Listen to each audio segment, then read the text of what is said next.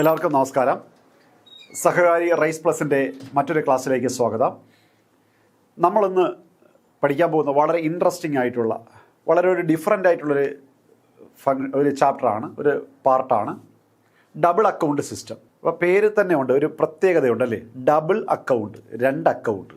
അപ്പോൾ ആ പേരങ്ങനെ വരാനുള്ള കാരണം, ആരാണിത് ഫോളോ ചെയ്യുന്നത്, എന്താണ് ഇതിൻ്റെ ഫീച്ചേഴ്സ്, അഡ്വാൻറ്റേജസ്, ഡിസ്അഡ്വാൻറ്റേജസ്, ഇതൊക്കെയാണ് നമ്മൾ ഈ ഫസ്റ്റ് പാർട്ടിൽ നമ്മൾ എന്ത് ചെയ്യാൻ പോകുന്നത്, പഠിക്കാൻ പോകുന്നത്. അപ്പോൾ നമുക്ക് ആദ്യം എന്താണ് ഡബിൾ അക്കൗണ്ട് എന്ന് പറയാം. നമ്മൾ ഇത്രയേ ഉള്ളൂ. ഡബിൾ അക്കൗണ്ട് സിസ്റ്റം എന്ന് പറഞ്ഞാൽ ഒരു ബിസിനസ് സ്ഥാപനം അവരുടെ ഫിനാൻഷ്യൽ സ്റ്റേറ്റ്മെൻറ്റ്സ് പ്രസൻറ്റ് ചെയ്യുന്ന ഒരു മെത്തേഡ്.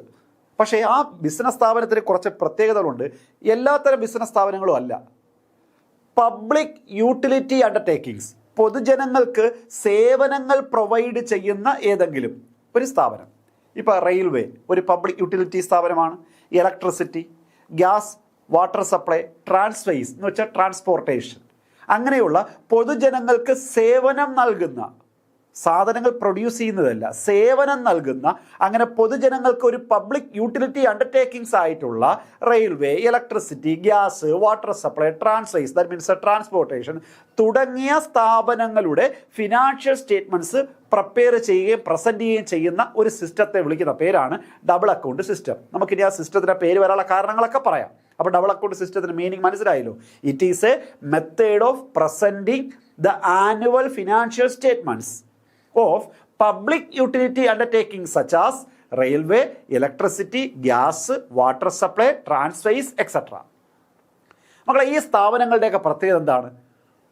സ്വന്തം ഇഷ്ടത്തിന് ഒരാളങ്ങ് രൂപീകരിക്കുന്ന സ്ഥാപനമല്ല. ഗവൺമെൻറ്റിൽ ഒരു സ്പെഷ്യൽ ആക്ട് പാസ്സാക്കിക്കൊണ്ടാണ് ഈ പറഞ്ഞ സ്ഥാപനങ്ങളെല്ലാം രൂപീകരിക്കുന്നത്. These undertakings are usually incorporated, that means form ചെയ്തിരിക്കുന്നത്, എസ്റ്റാബ്ലിഷ് ചെയ്തിരിക്കുന്നത് അണ്ടർ സ്പെഷ്യൽ ആക്ട്. പ്രത്യേക പാർലമെൻറ്റിൽ സ്പെഷ്യൽ ആക്ട് പാസ്സാക്കിക്കൊണ്ടാണ് ഇത്രയും സ്ഥാപനങ്ങൾ ആരംഭിച്ചിരിക്കുന്നത്. അതുകൊണ്ട് തന്നെ ഇവരുടെ അക്കൗണ്ടുകൾ പ്രിപ്പയർ ചെയ്യുന്നത് ഒരു പ്രത്യേകമായ ചട്ടങ്ങൾ തന്നെയുണ്ട്. സ്പെഷ്യൽ സ്റ്റാറ്റ്യൂട്ട്, പ്രത്യേകമായ ചട്ടങ്ങൾ അനുസരിച്ചാണ് ഇത്തരം സ്ഥാപനങ്ങളുടെ ബുക്കുകൾ പ്രിപ്പയർ ചെയ്യുന്നത്. ഓക്കെ. എന്നാൽ ഈ സ്ഥാപനങ്ങളുടെയൊക്കെ പ്രത്യേകത, ഗവൺമെൻറ് അല്ലെങ്കിൽ ഒരു പാർലമെൻറ്റിൽ ഒരു സ്പെഷ്യൽ ആക്ട് പാസ്സാക്കിക്കൊണ്ടാണല്ലോ രൂപീകരിക്കുന്നത്. അപ്പോൾ തീർച്ചയായിട്ടും ഇതിൻ്റെ ഉടമസ്ഥാവകാശം കൂടുതലും ആർക്കായിരിക്കും? ഗവൺമെൻറ്റിനായിരിക്കും. അത് സെൻട്രൽ ഗവൺമെൻറ്റിനായിരിക്കാം, സ്റ്റേറ്റ് ഗവൺമെൻറ്റിനായിരിക്കാം, അല്ലെങ്കിൽ local authorities, local self government, തദ്ദേശ സ്വയംഭരണ സ്ഥാപനങ്ങൾക്കാവാം. Except electricity, water supply and tramways. മക്കളെ, ഇലക്ട്രിസിറ്റി അത് പ്രൈവറ്റ് ആയിട്ടുള്ള വ്യക്തികൾ ഇപ്പോൾ ഇലക്ട്രിസിറ്റി കൺസംഷൻ നടത്തുന്നുണ്ട്. അദാനി ഗ്രൂപ്പ് ഇലക്ട്രിസിറ്റി പ്രൊഡ്യൂസ് ചെയ്യുന്നുണ്ട്, എനർജി പ്രൊഡ്യൂസ് ചെയ്യുന്നുണ്ട്. ദെൻ വാട്ടർ സപ്ലൈ ഒരു പ്രൈവറ്റ് ആയിട്ടുള്ള കമ്പനികൾ നടത്തുന്ന സ്ഥാപനങ്ങളുണ്ട്, ഷിപ്പിംഗ് കമ്പനികൾ നടത്തുന്നതുണ്ട്. ട്രാൻസ്വേസ് ട്രാൻസ്പോർട്ടേഷൻ, പൊതുഗതാഗതം, ഇപ്പോൾ KSRTC ഗവൺമെൻറ് ഉടമസ്ഥയിലുള്ളതാണ്, എന്നാൽ പ്രൈവറ്റ് ട്രാൻസ്പോർട്ടേഷൻ ഉണ്ട്. അപ്പോൾ അങ്ങനെയുള്ള ഇലക്ട്രിസിറ്റി, വാട്ടർ സപ്ലൈ, ട്രാൻസ്വേസ് തുടങ്ങിയ സ്ഥാപനങ്ങൾ ഒഴിച്ച് ബാക്കിയുള്ളതെല്ലാം എന്താണ്? ഗവൺമെൻറ്റിൻ്റെ ഉടമസ്ഥതയിലോ അല്ലെങ്കിൽ ലോക്കൽ അതോറിറ്റീസിൻ്റെ ഉടമസ്ഥതയിലോ ഉള്ളതാണ്. ഓക്കെ. അപ്പോൾ ഈ പറഞ്ഞ പബ്ലിക് യൂട്ടിലിറ്റി അണ്ടർടേക്കിങ്സ് ആയിട്ടുള്ള ഇലക്ട്രിസിറ്റി, വാട്ടർ സപ്ലൈ, ട്രാൻസ്വേസ് ഇതൊക്കെ സാധാരണ ഗവൺമെൻറ് ഉടമസ്ഥതയിലുണ്ട്, പ്രൈവറ്റിൻ്റെ ഉടമസ്ഥതയിലുണ്ട്. എന്നാൽ ഇതൊഴിച്ച് ബാക്കിയുള്ളതെല്ലാം കൂടുതലും ഗവൺമെൻറ്റിൻ്റെ ഉടമസ്ഥതയിലാണ് പ്രവർത്തിക്കുന്നത്. റെയിൽവേ ഗവൺമെൻറ്റിൻ്റെ ഉടമസ്ഥതയിലല്ലേ പൂർണ്ണമായും പ്രവർത്തിക്കുന്നത്. ഓക്കെ. ഗ്യാസിൻ്റെ വിലയൊക്കെ നിശ്ചയിക്കുന്ന ആരാണ്? ഗവൺമെൻറ്റാണ്. സ്ഥാപനങ്ങൾ പ്രൈവറ്റ് ഉണ്ടെങ്കിലും അതിൻ്റെ വിലയൊക്കെ നിശ്ചയിക്കുന്ന ആരാണ്? ഗവൺമെൻറ്റാണ്. ഓക്കെ. അടുത്തത്, it should be remembered that accounts of industrial undertakings other than railways and electric supply are prepared as per Indian Companies Act 1956. Very important point. നമ്മുടെ ഒൻപത് ക്വസ്റ്റ്യൻ ഏറ്റവും കൂടുതൽ ചോദിക്കാൻ ചാൻസ് ഉള്ള ക്വസ്റ്റ്യൻ. ഇലക്ട്രിസിറ്റിയും റെയിൽവേയും ഇത് രണ്ടും ഒഴിച്ച് ബാക്കിയുള്ളവരുടെ ബുക്കുകളെല്ലാം പ്രിപ്പയർ ചെയ്യുന്നത് 1956 ഇന്ത്യൻ കമ്പനീസ് ആക്ട് അനുസരിച്ചാണ്. വളരെ ഇമ്പോർട്ടൻറ്റ് പോയിൻ്റാണ്. റെയിൽവേയും ഇലക്ട്രിസിറ്റി സപ്ലൈയും ഇത് രണ്ടും ഒഴിച്ച് ബാക്കിയുള്ള പബ്ലിക് യൂട്ടിലിറ്റി അണ്ടർടേക്കിങ്സിൻ്റെ അക്കൗണ്ടുകളെല്ലാം വരയ്ക്കുന്നത് 1956 ഇന്ത്യൻ കമ്പനീസ് ആക്ട് അനുസരിച്ചാണ്. അതായത് ഒരു ട്രാൻസ്പോർട്ടേഷൻ കമ്പനിയുടേത്, ഒരു വാട്ടർ സപ്ലൈ കമ്പനിയുടേത്, ഇവരുടെ എല്ലാം, ഗ്യാസിൻ്റെത്, ഇങ്ങനെയുള്ള സ്ഥാപനങ്ങളുടെ എല്ലാം അക്കൗണ്ടുകൾ പ്രിപ്പയർ ചെയ്യുന്നത് 1956 ഇന്ത്യൻ കമ്പനീസ് ആക്ട് അനുസരിച്ചാണ്. എന്നാൽ റെയിൽവേയുടെയും ഇലക്ട്രിക് സപ്ലൈയുടെയും അക്കൗണ്ടുകൾ പ്രിപ്പയർ പ്രിപ്പയർ ചെയ്യുന്നത് 1956 ഇന്ത്യൻ കമ്പനീസ് ആക്ട് അനുസരിച്ചല്ല, അതിന് സ്പെഷ്യൽ സ്റ്റാറ്റ്യൂട്ട്, പ്രത്യേക ചട്ടങ്ങളുണ്ട്. അതാണ് നമ്മൾ ഈ ചാപ്റ്റർ പഠിക്കാൻ പോകുന്നത്. ഓക്കെ, അപ്പോൾ ഇത്രയാണ് നമ്മൾ ഇൻട്രൊഡക്ഷൻ പറഞ്ഞത്. ഇനി നമ്മൾ ഇതിൻ്റെ ഒരു ഓബ്ജക്റ്റീവായിട്ട് പറയുന്നത്. ഇനിയാണ് നമ്മൾ ഈ മെത്തേഡിന് ഇങ്ങനെ പേര് വരാനുള്ള കാരണം ഇതാ പറയാൻ പോവുകയാണ്. നമ്മൾ ഈ ഡബിൾ അക്കൗണ്ട് സിസ്റ്റത്തിൻ്റെ മെയിൻ ഓബ്ജക്റ്റീവ് എന്ന് പറഞ്ഞാൽ, സാധാരണ നമ്മളൊരു സിസ്റ്റം ഫോളോ ചെയ്യുന്നത് ഒരു പർട്ടിക്കുലർ ഡേറ്റിൽ ഫിനാൻഷ്യൽ പൊസിഷൻ മനസ്സിലായി, to ascertain the financial position as on a particular date. ഇതാണ് നമ്മൾ സാധാരണ ഒരു അക്കൗണ്ടുകൾ അല്ലെങ്കിൽ ഒരു സ്റ്റേറ്റ്മെൻറ്റ് വരയ്ക്കുന്നതിൻ്റെ പ്രധാനപ്പെട്ട ലക്ഷ്യം. എന്നാൽ നമ്മൾ ഈ പറഞ്ഞ സിസ്റ്റത്തിൽ, ഡബിൾ അക്കൗണ്ട് സിസ്റ്റത്തിൽ, ഒരു റെയിൽവേയുടെയും അതുപോലെ തന്നെ ഇലക്ട്രിസിറ്റി സപ്ലൈ ചെയ്യുന്ന ഒരു കമ്പനിയുടെയും അക്കൗണ്ടുകൾ പ്രിപ്പയർ ചെയ്യുന്നതിൻ്റെ പ്രധാനപ്പെട്ട പർപ്പസ് ഫിനാൻഷ്യൽ പൊസിഷൻ മനസ്സിലാക്കുക മാത്രമല്ല, but to disclose how the capital is being raised. ഈ സ്ഥാപനങ്ങൾക്ക് പ്രവർത്തിക്കാൻ ആവശ്യമായിട്ടുള്ള ക്യാപിറ്റൽ അവർ എങ്ങനെ റേസ് ചെയ്തു, എങ്ങനെ നേടിയെടുത്തു. അതുപോലെ തന്നെ in acquisition of different fixed assets, ഈ പറഞ്ഞ് നേടിയെടുത്ത പൈസ ഫിക്സഡ് അസറ്റുകളിൽ അവർ എങ്ങനെ എന്ത് ചെയ്തു, ഉപയോഗിച്ച് യൂട്ടിലൈസ് ചെയ്തു എന്ന് പറഞ്ഞാൽ ഇവർക്ക് ആവശ്യമായിട്ടുള്ള ക്യാപിറ്റൽ അവർ എങ്ങനെ നേടിയെടുത്തു, ആ ക്യാപിറ്റൽ ഏതൊക്കെ രീതിയിൽ അവർ ചെലവഴിച്ചു, ഏതൊക്കെ ഫിക്സഡ് അസറ്റ് പർച്ചേസ് ചെയ്യുന്നതിനും അല്ലെങ്കിൽ ഫിക്സഡ് അസറ്റ് ഇൻസ്റ്റാൾ ചെയ്യുന്നതിനും വേണ്ടിയാണ് അവർ ഉപയോഗിച്ചത് എന്ന് മനസ്സിലാക്കുക എന്നുള്ളത് കൂടിയാണ് ഡബിൾ അക്കൗണ്ട് സിസ്റ്റത്തിൽ അക്കൗണ്ടുകൾ വരയ്ക്കുന്നതിൻ്റെ മെയിൻ പർപ്പസ്. അല്ലാതെ ഒരു പർട്ടിക്കുലർ ഡേറ്റിലെ ഫിനാൻഷ്യൽ പൊസിഷൻ മനസ്സിലാക്കുക എന്നുള്ളത് മാത്രം അല്ല. അതുകൊണ്ട് എന്ത് ചെയ്തെന്നറിയാം, ഈ സിസ്റ്റത്തിൽ മക്കളെ സാധാരണ നമുക്ക് ഒരു ബാലൻസ് ഷീറ്റ് അല്ലേ ഉള്ളൂ, ബാലൻസ് ഷീറ്റ് ഒരു ഒറ്റ ഫോർമാറ്റും ഒറ്റ പാർട്ടും അല്ലേ ഉള്ളൂ. എന്നാൽ ഡബിൾ അക്കൗണ്ട് സിസ്റ്റത്തിൽ നമ്മൾ ബാലൻസ് ഷീറ്റിനെ 2 പാർട്ടായി തിരിച്ചിട്ടുണ്ട്. Receipts and expenditure capital account, receipts and expenditure account on capital account എന്നും, രണ്ടാമത്തെ പാർട്ട് ജനറൽ ബാലൻസ് ഷീറ്റ് എന്നും. ശ്രദ്ധിച്ചോളാം, ഒന്നാമത്തെ part receipts and expenditure account on capital account and second part general balance sheet. അപ്പോൾ first part receipts and expenditure account on capital account, second part general balance sheet. അങ്ങനെ balance ഷീറ്റിനെ 2 പാർട്ടുകളായിട്ട് എന്ത് ചെയ്തിട്ടുണ്ട്, divide ചെയ്തിട്ടുണ്ട്. ഓക്കെ, അപ്പോൾ നമ്മളിവിടെ പറഞ്ഞ പ്രധാനപ്പെട്ട പർപ്പസ്, നമ്മൾ സാധാരണ ഒരു സിംഗിൾ അക്കൗണ്ട് സിസ്റ്റത്തിൽ നമ്മൾ പറയുന്ന പേര് അങ്ങനെ വരാനുള്ള കാരണം ബാലൻസ് ഷീറ്റിന് ഒറ്റ പാർട്ടേ ഉള്ളൂ. എന്നാൽ ഡബിൾ അക്കൗണ്ട് സിസ്റ്റത്തിന് ആ പേര് വരാനുള്ള കാരണം ബാലൻസ് ഷീറ്റിനെ 2 പാർട്ടായി തിരിച്ചിട്ടുണ്ട്. ഒന്ന് ക്യാപിറ്റൽ അക്കൗണ്ട് എന്നും മറ്റൊന്ന് ജനറൽ ബാലൻസ് ഷീറ്റ് എന്നും. സാധാരണ നമ്മൾ ബാലൻസ് ഷീറ്റ് എഴുതുന്ന ഐറ്റംസ് ഏതൊക്കെയാണ്? Current asset, fixed asset, short time liability, long time liability. ഇവിടെ നമ്മൾ ഈ പറഞ്ഞ 4 ഐറ്റം എഴുതാൻ വേണ്ടി 2 അക്കൗണ്ട്. ഒന്ന് ക്യാപിറ്റൽ അക്കൗണ്ട്, അവിടെ നമ്മൾ എന്ത് ചെയ്യും, ഫിക്സഡ് അസറ്റും ലോങ് ടൈം ലയബിലിറ്റി എഴുതും. ദെൻ ജനറൽ ബാലൻസ് ഷീറ്റിൽ കറണ്ട് അസറ്റും കറണ്ട് ലയബിലിറ്റി നമ്മൾ റെക്കോർഡ് ചെയ്യും. അങ്ങനെ ബാലൻസ് ഷീറ്റിനെ 2 പാർട്ടായി ഡിവൈഡ് ചെയ്തിരിക്കുന്നത് കൊണ്ടാണ് നമ്മൾ എന്ത് ചെയ്യുന്നത്, ഈ സിസ്റ്റത്തിനെ ഡബിൾ അക്കൗണ്ട് സിസ്റ്റം എന്ന് വിളിക്കുന്നത്. ഇത്രയേ ഉള്ളൂ.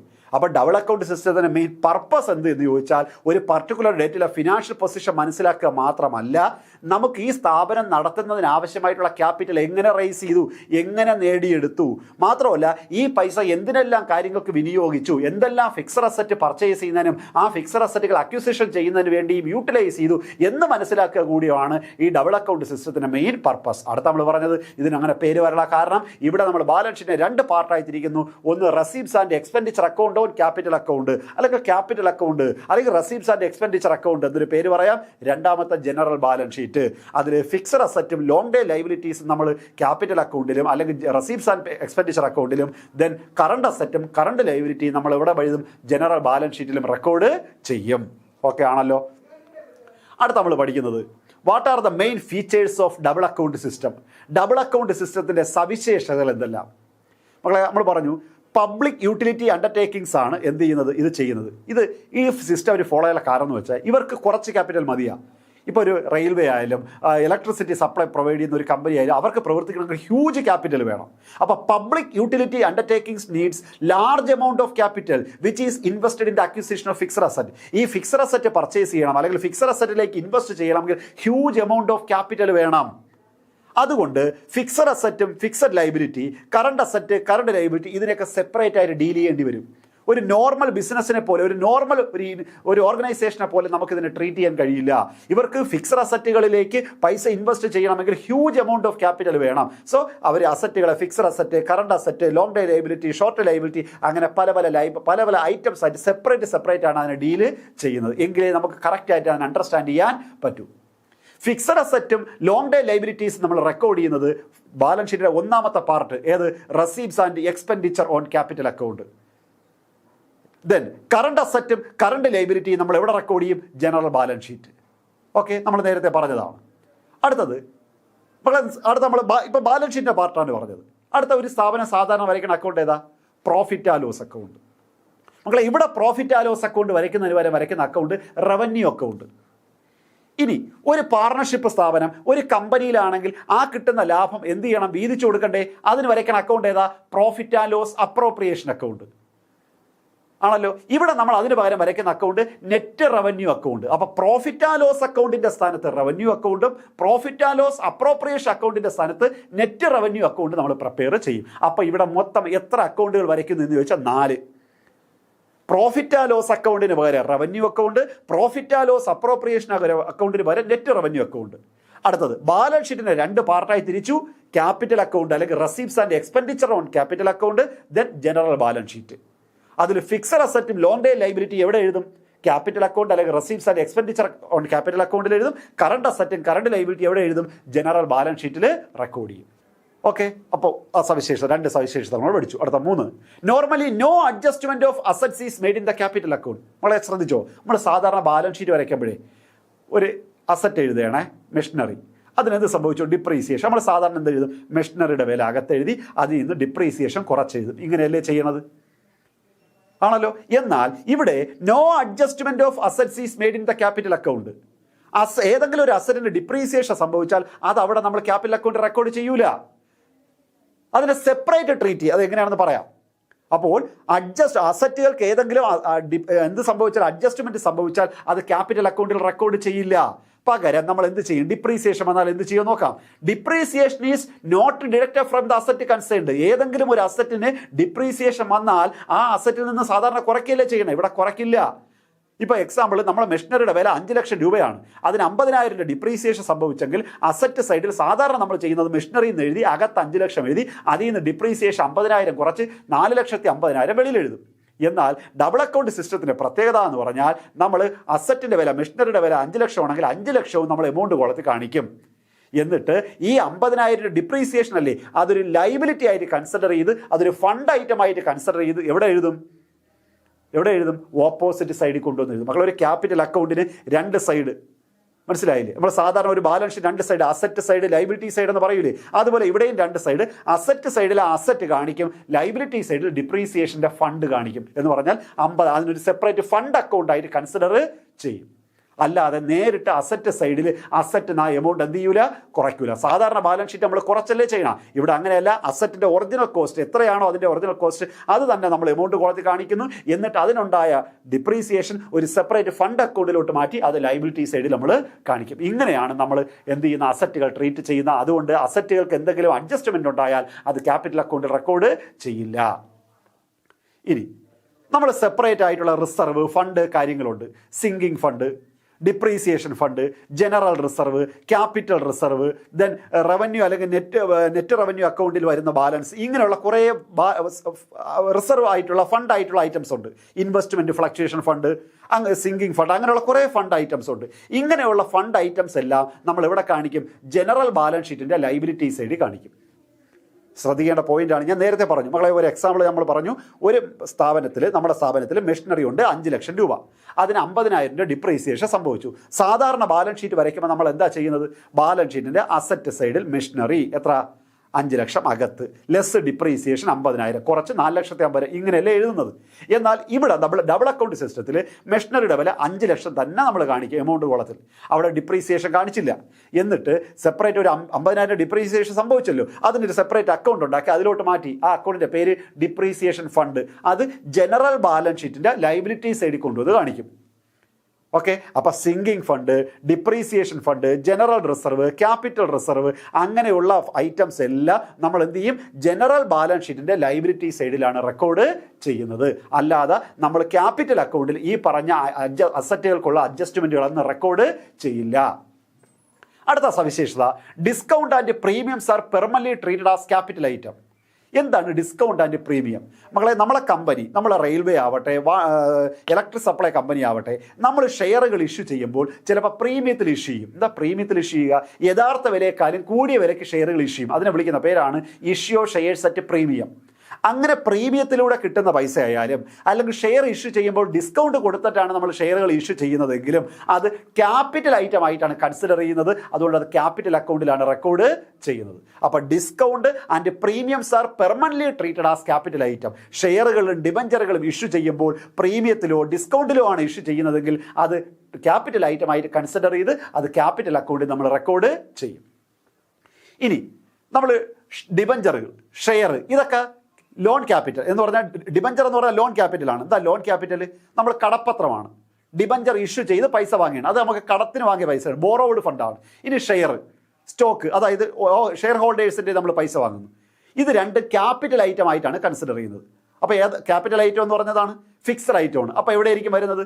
Share debenture. നമ്മൾ മനസ്സിൽ ചിന്തിച്ച് നോക്കിയാൽ ഏത് ലൈബിലിറ്റിയാണ്? ലോങ് ടൈം ലൈബിലിറ്റിയാണ്. ഷെയർ ആയാലും ഡിബഞ്ചർ ആയാലും. ഡിബഞ്ചർ എന്ന് പറഞ്ഞാൽ ലോൺ ആയിട്ടുള്ള ക്യാപിറ്റലാണ്. ഷെയറും സ്റ്റോക്ക് എന്ന് പറഞ്ഞാൽ ഓണേഴ്സ് ഫണ്ടാണ്. ഷെയറും ഡിബഞ്ചർ എന്നുള്ള വ്യത്യാസം നമുക്ക് അറിയാമല്ലോ. ഷെയർ എന്ന് പറയുന്നത് ഓണേഴ്സ് ഫണ്ടാണ്, ഡിബഞ്ചർ എന്ന് പറയുന്നത് ബോറോവുഡ് ഫണ്ടാണ്. രണ്ടും എന്താണ്? ലോങ് ടൈം ലൈബിലിറ്റിയാണ്. അപ്പോൾ അത് ഏത് ഐറ്റമാണ്? Capital item. അങ്ങനെ ലോങ് ടൈം ലൈബിലിറ്റിയും ഫിക്സഡ് അസറ്റ് നമ്മൾ കാണിക്കുന്ന അക്കൗണ്ട് ഏതാ? ക്യാപിറ്റൽ അക്കൗണ്ട്, അല്ലെങ്കിൽ receipts and expenditure or capital account. അവിടെയാണ് നമ്മൾ റെക്കോർഡ് ചെയ്യുന്നത്.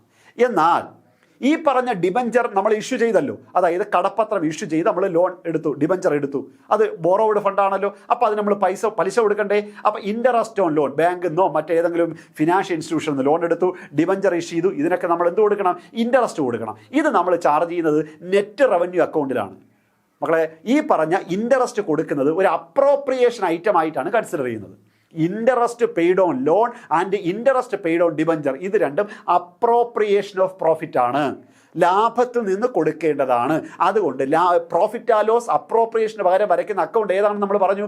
Net revenue account. അപ്പോൾ ലോണിന് ഇൻട്രസ്റ്റ് കൊടുക്കുന്നത്, ഡിബഞ്ചറിന് ഇൻട്രസ്റ്റ് കൊടുക്കുന്നത് രണ്ടും അപ്രോപ്രിയേഷൻ ഓഫ് പ്രോഫിറ്റ് ആയി കൺസിഡർ ചെയ്ത് നമ്മൾ പ്രോഫിറ്റ് ആ ലോസ് അപ്രോപ്രിയേഷന് പകരം വരയ്ക്കുന്ന അക്കൗണ്ടായ നെറ്റ് റവന്യൂ അക്കൗണ്ടിലാണ് റെക്കോർഡ് ചെയ്യേണ്ടത്. വളരെ ഇമ്പോർട്ടൻറ്റ് പോയിന്റ് ആണ്, 1 മാർക്ക് ക്വസ്റ്റ്യൻ. ലോൺ എടുത്തതിന് ഇൻട്രസ്റ്റ്, ലോണും ഡിബഞ്ചർ ഷെയർ ഇതൊക്കെ എന്താണ്? ലോങ് ടൈം ലൈബിലിറ്റിയാണ്. ഇതെവിടെ കാണിക്കും? Capital account. എന്നാൽ ആ ലോണിന് ഇൻട്രസ്റ്റ് കൊടുക്കുന്നത്, ആ ഡിബഞ്ചറിന് ഇൻട്രസ്റ്റ് കൊടുക്കുന്നത് അപ്രോപ്രിയേഷൻ ഓഫ് പ്രോഫിറ്റ് ആണ്. സോ അതിന് പകരം നമ്മൾ വരയ്ക്കുന്ന അക്കൗണ്ട്, അപ്രോപ്രിയേഷൻ അക്കൗണ്ട് പകരം വരയ്ക്കുന്ന അക്കൗണ്ട് നെറ്റ് റവന്യൂ അക്കൗണ്ട്, അവിടെയാണ് റെക്കോർഡ് ചെയ്യുന്നത്. ഓക്കെ, അപ്പോൾ ഇത്രയാണ് നമ്മൾ സവിശേഷതകൾ പറഞ്ഞത്. ഇനി ഡബിൾ അക്കൗണ്ട് സിസ്റ്റത്തിൻ്റെ അഡ്വാൻറ്റേജസ് ആണ്.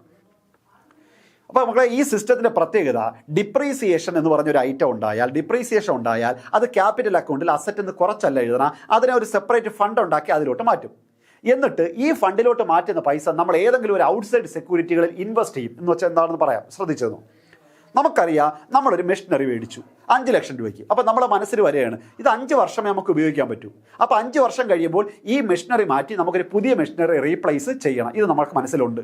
അപ്പം നമ്മൾ എന്ത് ചെയ്യുന്ന, ഓരോ വർഷവും ഒരു 50,000 രൂപ ഡിപ്രീസിയേഷൻ ഫണ്ട് എന്ന് പറഞ്ഞാൽ, അല്ലെങ്കിൽ ഓരോ വർഷവും 1 ലക്ഷം രൂപ നമ്മൾ ഡിപ്രീസിയേഷൻ ഫണ്ട് എന്ന് പറഞ്ഞൊരു അക്കൗണ്ടിലോട്ട് മാറ്റും.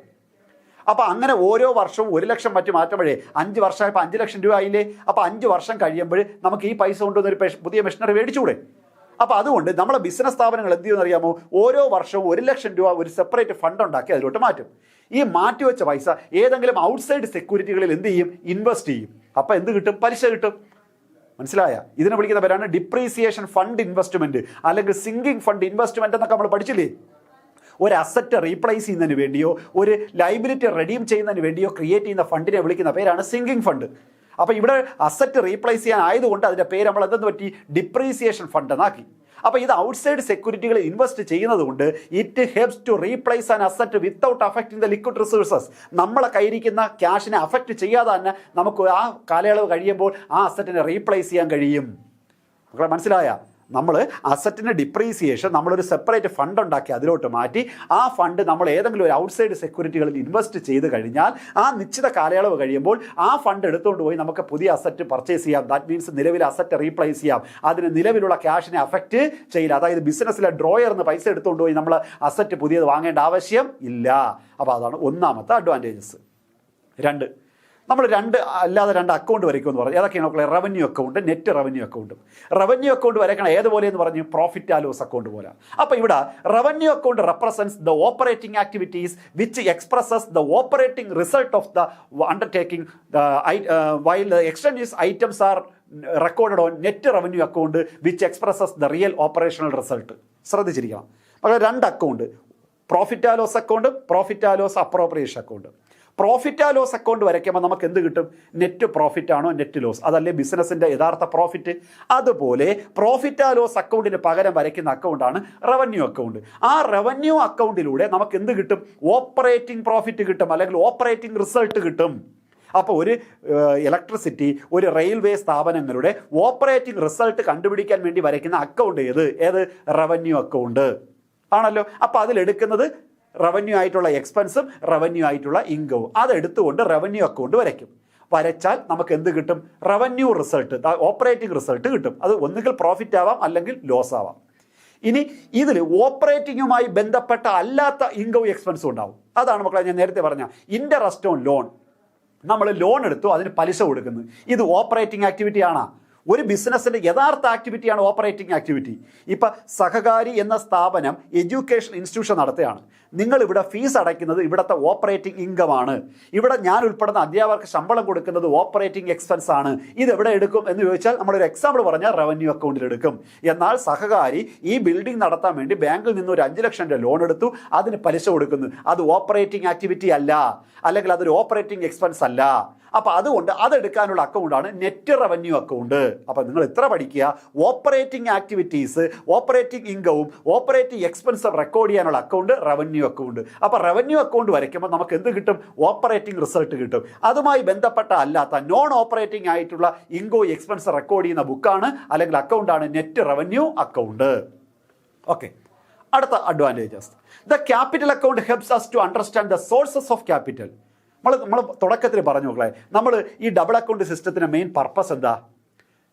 ഒരു ഫിനാൻഷ്യൽ പൊസിഷൻ മനസ്സിലാക്കുക മാത്രമല്ല, നമ്മൾ ഏതൊക്കെ രീതിയിൽ ക്യാപിറ്റൽ റൈസ് ചെയ്തു, ഇത് എന്തിനൊക്കെ വേണ്ടി നമ്മൾ പ്രോപ്പറായിട്ട് യൂട്ടിലൈസ് ചെയ്തു എന്ന് മനസ്സിലാക്കാൻ കൂടി സഹായിക്കും.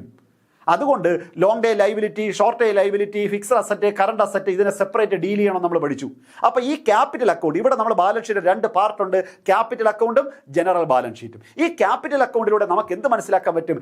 ഏതൊക്കെ സോഴ്സസിലൂടെയാണ് നമുക്ക് ക്യാപിറ്റൽ കിട്ടിയത്, അത് എന്തിനൊക്കെ വേണ്ടി, ഏതെല്ലാം ഫിക്സഡ് അസറ്റ് പർച്ചേസ് ചെയ്യാൻ വേണ്ടി അല്ലെങ്കിൽ അക്വിസിഷൻ നേടിയെടുക്കാൻ വേണ്ടിയാണ് യൂട്ടിലൈസ് ചെയ്തത് എന്ന് നമുക്ക് മനസ്സിലാക്കാൻ പറ്റും. അതൊരു ഓർഡിനറി പേഴ്സൺ പോലും സിമ്പിളായിട്ട് മനസ്സിലാക്കാൻ കഴിയും. കാരണം ആ ക്യാപിറ്റൽ അക്കൗണ്ടിൽ 2 സൈഡ്, അസറ്റും ലൈബിലിറ്റിയും.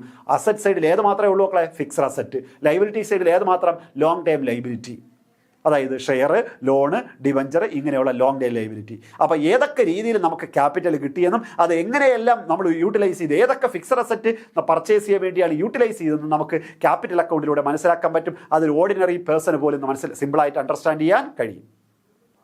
ഇനി ഈ പറഞ്ഞ റെയിൽവേ, ഇലക്ട്രിസിറ്റി സപ്ലൈ, ഇതൊക്കെ എന്ന് പറഞ്ഞാൽ കൂടുതൽ മൊണോപ്പൊളി ഉള്ളതാണ്. കോമ്പറ്റീഷൻ ഇല്ല. മൊണോപ്പൊളി എന്ന് വെച്ചാൽ കുത്തക. റെയിൽവേ വേറെ കോമ്പറ്റീറ്റീവ് ആയിട്ടുള്ള ഏതെങ്കിലും സ്ഥാപനം ഉണ്ടോ? നമുക്ക് ഇല്ല. ഇലക്ട്രിസിറ്റി സപ്ലൈക്കും 1-2 ഉണ്ടെങ്കിൽ അല്ലാതെ അധികമായിട്ട് കോമ്പറ്റീഷൻ ഇല്ല. അപ്പം മൊണോപ്പൊളി എൻജോയ് ചെയ്യുന്ന സ്ഥാപനങ്ങളാണ് ഏത്? ഈ പബ്ലിക് യൂട്ടിലിറ്റി അണ്ടർടേക്കിങ്സ് ആയ റെയിൽവേയും ഇലക്ട്രിസിറ്റി സപ്ലൈയൊക്കെ. മനസ്സിലായ? അപ്പോൾ അതുകൊണ്ട് തന്നെ ഇവർക്ക് സഫീഷ്യൻ്റ് ആയിട്ടുള്ള അല്ലെങ്കിൽ എഫിഷ്യൻ്റ് ആയിട്ടുള്ള സർവീസുകൾ റീസണബിൾ കോസ്റ്റിന് ഇവർക്ക് പ്രൊവൈഡ് ചെയ്യാൻ കഴിയും. അപ്പോൾ പറയുന്നത്, since these concerns enjoys almost monopoly rights given by the government. ഇങ്ങനെയുള്ള സ്ഥാപനങ്ങൾക്ക്, ഇപ്പോൾ റെയിൽവേ തന്നെ നോക്കി, റെയിൽവേക്ക് സെപ്പറേറ്റ് ഒരു ഡിപ്പാർട്ട്മെൻറ്റ്, അവർക്ക് സെപ്പറേറ്റ് ബഡ്ജറ്റ് വരെ നമുക്കുണ്ട്, നമ്മുടെ രാജ്യത്തുണ്ട്. അപ്പോൾ ഗവൺമെൻറ് ഇവർക്ക് മൊണോപ്പൊളി റൈറ്റ്സ് കൊടുത്തിരിക്കുന്നത് കൊണ്ട് തന്നെ government may understand whether the concern supplies the efficient service at a reasonable cost. Reasonable കോസ്റ്റിൽ തന്നെ എഫിഷ്യൻ്റ് ആയിട്ടുള്ള സർവീസ് ഈ സ്ഥാപനങ്ങൾ പ്രൊവൈഡ് ചെയ്യുന്നുണ്ടോ എന്ന് മനസ്സിലാക്കാൻ കഴിയണം, ഗവൺമെൻറ് മനസ്സിലാക്കാൻ കഴിയണം. അതുകൊണ്ട് തന്നെ ഒരു പ്രെസ്ക്രൈബ്ഡ് ഫോർമാറ്റ് തന്നെ ആയിരിക്കണം അവരുടെ ബുക്കുകൾ പ്രിപ്പയർ ചെയ്യേണ്ടതും പ്രസൻറ്റ് ചെയ്യേണ്ടതും. ഓക്കെ, അപ്പോൾ അതായത് ഗവൺമെൻറ് ഇവർക്ക് മൊണോപ്പൊളി റൈറ്റ്സ് കൊടുത്തിട്ടുണ്ട്, സ്വന്തമായി ഡിസിഷൻസ് എടുക്കാനുള്ള അവകാശം ഇവർക്ക് കൊടുത്തിട്ടുണ്ട്. അതുകൊണ്ട് തന്നെ കൃത്യമായി എഫിഷ്യൻ്റ് ആയിട്ടുള്ള സർവീസ് റീസണബിൾ കോസ്റ്റിന് ജനങ്ങളിൽ എത്തിക്കണം. ഓക്കെ, അതുകൊണ്ട് ഇവരുടെ ബുക്കുകളെല്ലാം ഒരു പ്രെസ്ക്രൈബ്ഡ് ഫോർമാറ്റ് തന്നെയായിരിക്കണം പ്രിപ്പയർ ചെയ്യേണ്ടതും പ്രസൻറ്റ് ചെയ്യേണ്ടതും. ഓക്കെ, അടുത്തത്, ഈ അണ്ടർടേക്കിങ്സ്, ഇങ്ങനെയുള്ള സ്ഥാപനങ്ങൾ may compile at is various statistical returns which reflect the services given to the public since the accounts in published and standardised form. നേരത്തെ പറഞ്ഞ അതേ സെന്റൻസ്. ഒരു സ്റ്റാൻഡർഡൈസ്ഡ് ആയിട്ടുള്ള എല്ലാവർക്കും മനസ്സിലാക്കാൻ കഴിയുന്ന ഒരു ഫോർമാറ്റിലായിരിക്കണം അവരുടെ ബുക്കുകൾ പ്രിപ്പയർ ചെയ്യേണ്ടതും പ്രസൻറ്റ് ചെയ്യേണ്ടത്. കാരണം എല്ലാവർക്കും അത് മനസ്സിലാക്കാൻ കഴിയണം. കാരണം പബ്ലിക് യൂട്ടിലിറ്റി അണ്ടർടേക്കിങ്സ് ആണ്. അതുകൊണ്ട് തന്നെ പൊതുജനങ്ങൾക്ക് ഇത് മനസ്സിലാക്കാനുള്ള അവകാശമുണ്ട്. അതുകൊണ്ട് കൃത്യമായി ഒരു സ്റ്റാൻഡർഡൈസ്ഡ് ആയിട്ടുള്ള ഒരു പ്രെസ്ക്രൈബ്ഡ് ഫോർമാറ്റിലായിരിക്കണം അവരുടെ ബുക്കുകൾ പ്രിപ്പയർ ചെയ്യേണ്ടതും പബ്ലിഷ് ചെയ്യേണ്ടതും. ഓക്കെ, അപ്പോൾ ഇത്രയാണ് നമ്മൾ അഡ്വാൻറ്റേജസ് പറഞ്ഞത്. അടുത്ത ഡിസഡ്വാൻറ്റേജ്, ഇതിൻ്റെ പോരായ്മകൾ എന്തെല്ലാം ശ്രദ്ധിച്ചോളണം. മക്കളെ ആദ്യം പറയുന്നത് നമ്മൾ ക്യാപിറ്റൽ അക്കൗണ്ട് വരയ്ക്കുമെന്ന് പറഞ്ഞു. ഈ ക്യാപിറ്റൽ അക്കൗണ്ട് എന്ന് പറയുന്നത് എന്താ? Fixed asset, long day liabilities ഒക്കെ കാണിക്കുന്ന അക്കൗണ്ടാണ് ക്യാപിറ്റൽ അക്കൗണ്ട്. ഇതിൻ്റെ പ്രത്യേകത എന്താണെന്നാ, നമ്മൾ അസറ്റ് കാണിക്കുമല്ലോ, ഈ പറഞ്ഞ അസറ്റിന് ലോങ് ലൈഫ് ഉണ്ടാവും. നമ്മൾ സാധാരണ പറയും ഫിക്സഡ് അസറ്റ്, ശരിയാണ്, ഫിക്സഡ് അസറ്റ് എന്ന് വെച്ചാൽ കുറേ നാൾ. പക്ഷേ അങ്ങനെ അല്ല, ഷോർട്ട് ലൈഫ് ഉള്ളതും ഫിക്സഡ് അസറ്റായി കൺസിഡർ ചെയ്യും.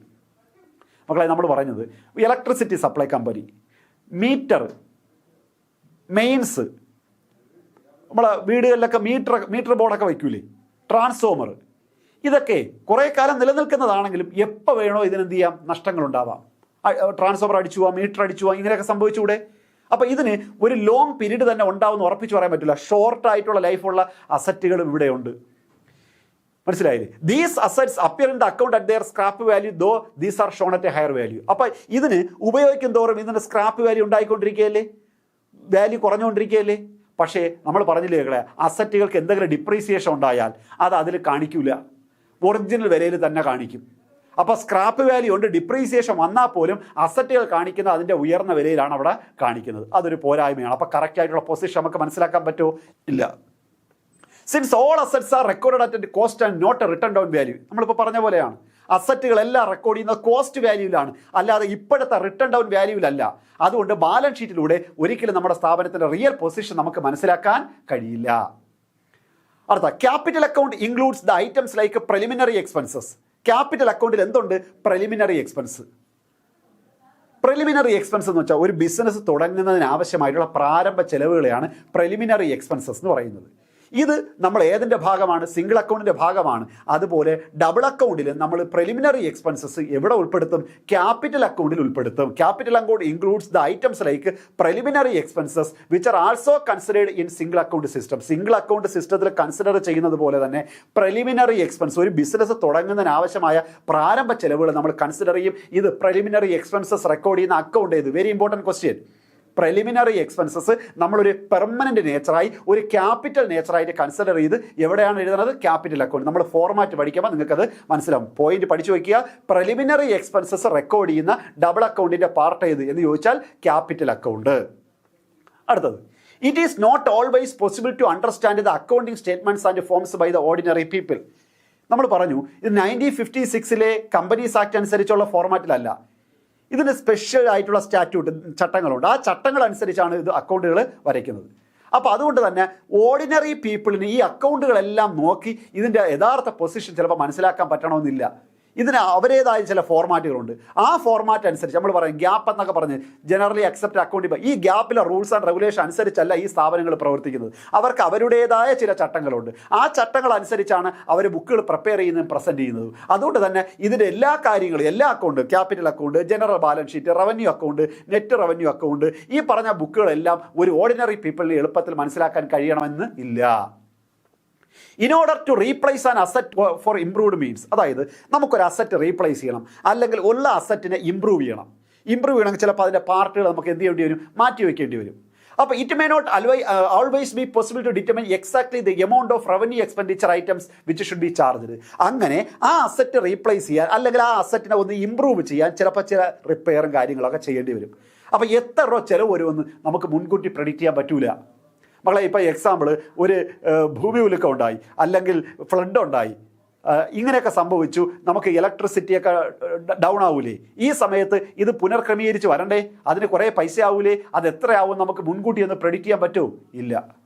ഏകദേശം നഷ്ടക്കണക്കല്ലേ നമുക്ക് പറയാൻ പറ്റൂ. അപ്പോൾ ഏകദേശം മാത്രമേ പറയാൻ പറ്റൂ. ഒരു റിയൽ ആയിട്ടുള്ള എമൗണ്ട് എത്രയാവും എന്ന് നമുക്ക് ഒരിക്കലും പ്രെഡിക്റ്റ് ചെയ്യാൻ പറ്റൂല. അപ്പോൾ ഒരു അസറ്റ് റീപ്ലേസ് ചെയ്യുന്നതിന് വേണ്ടിയോ, അല്ലെങ്കിൽ ആ അസറ്റിനെ ഒന്ന് ഇമ്പ്രൂവ് ചെയ്തെടുക്കുന്നതിന് വേണ്ടിയോ നമുക്ക് എത്ര രൂപ എക്സാക്റ്റ് ആയിട്ട് എക്സ്പെൻഡിച്ചർ ഉണ്ടാവും എന്ന് നമുക്ക് പ്രെഡിക്റ്റ് ചെയ്യാനായിട്ട് കഴിയില്ല.